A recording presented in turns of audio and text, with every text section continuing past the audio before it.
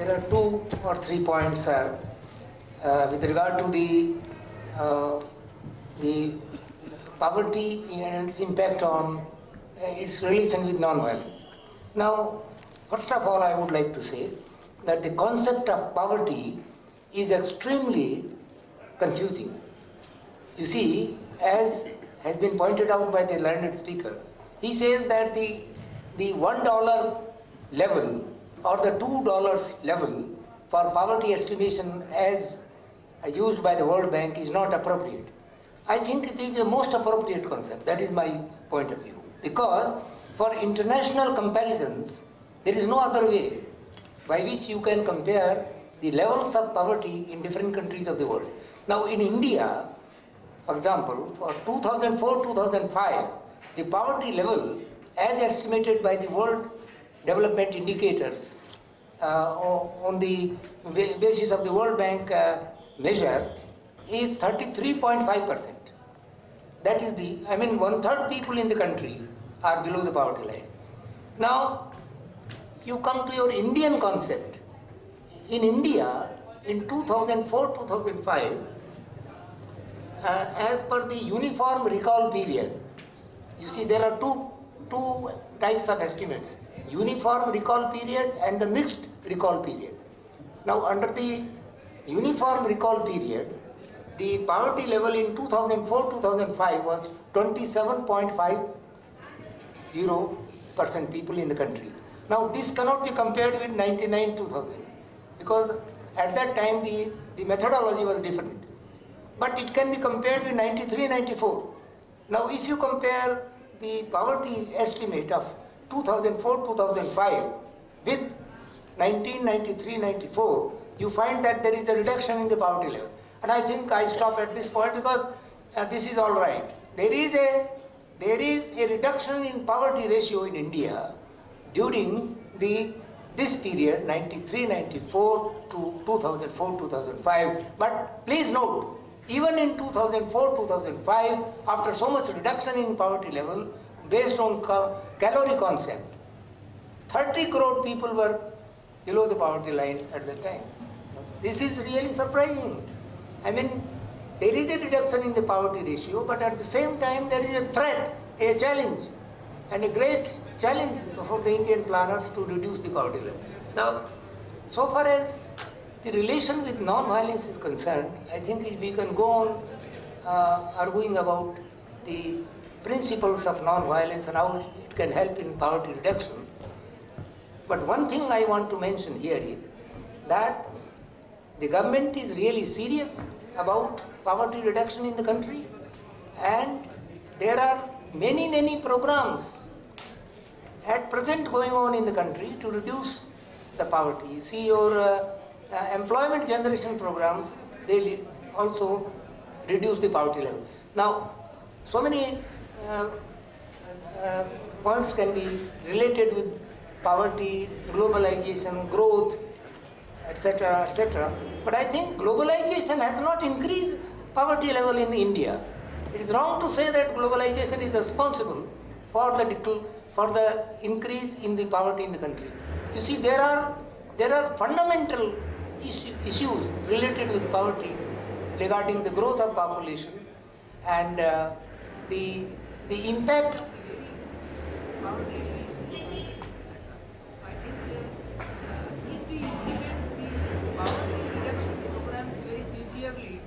Very honestly and very efficiently, then there would definitely be a reduction in the poverty level in India, although it is a very complex problem. Thank you. Let me try to reconcile these two viewpoints, and because I really don't substantiate this idea. The way we are coming at this whole issue of poverty is too simplistic. I mean, I don't think anybody certainly not in this audience, is saying that globalization alone is responsible for poverty. I think what I heard the speaker say is that the numbers are just too large and insufficient. Which actually exactly from a methodological point of view. Today, if you want to suffer time, she's saying it's 50%. If you're looking at, what's his name, former cabinet secretary, former finance secretary. So he, who is a little more modest, is saying 60%. And this dollar a day, $2 a day, that's rubbish to people who are working. Then a dollar a day, $2 a day establishing poverty is not an issue. They are starving, they are unable to find 2 meals a day and so on. So I don't know why we go on defending this. There are growth strategies, pro-poor growth strategies, which don't disturb the consequences of liberalization. That means public growth produced by private sector, by public sector, whether they be national or international. Let some of that trickle down if it can. If it can be redistributed administratively, let it happen. But if we want to tackle the poverty problem with any kind of seriousness, we have to turn the whole neoclassical as well as this so-called conventional socialist paradigm on its head. If we don't do that, and if we have never mind if you contest 70%, or I put it at 50%. When I was Vice Chairman of the Commission, they said the same 25-20% they were trotting around, and we said no, it may likely be 40%. That was in when was it? Whatever, 10 years ago. But now, it's very clear that the numbers are just too large.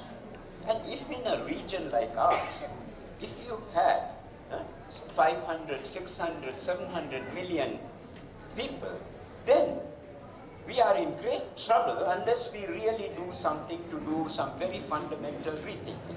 The way some of us have come up is that instead of looking just at the public and private sector and growth and equating economic growth with development, we have gone down to the poor and tried to see whether this 500, 600 million people can be converted into a kind of a resource, at least in the transition, where they also can produce the growth. So here I'm making 2 points. There is a solution to this. Pro-poor growth, but pro-poor growth has to come from reorientation of the macro framework, international and national. Let's keep trying. Let the religious leaders try, let the governments try, let the private sector try, let everybody mount some pressure. In the meantime, can we not do what we see that the poor, the new social movements are giving enough space, tells us to do? That is, mobilize, conscientize. That's the consciousness part of the commonality between the religious speakers and the social movements, and then organize. Not microcredit, not a little bit of human development and then 3 little indicators like Mahbubul Haq did. And so they did it for a different purpose. But to take it now as a mantra is nonsense.